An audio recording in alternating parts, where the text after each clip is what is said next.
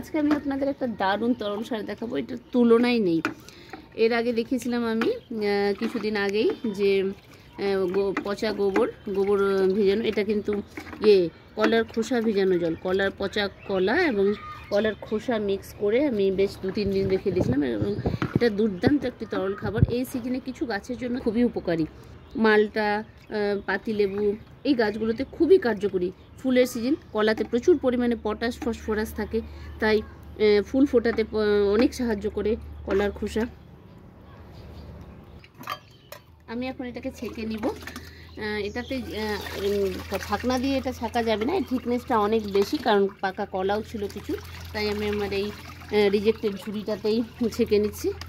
আমি যদি এখানে জল দিয়ে কলার খোসা ভিজানো জল যদি থাকে 3 লিটার, তাহলে 3 গুণ পরিমাণ জল দেবো, তাহলে 9 লিটার আমি নর্মাল জল মিক্স দিয়ে তারপরে গাছে দেবো।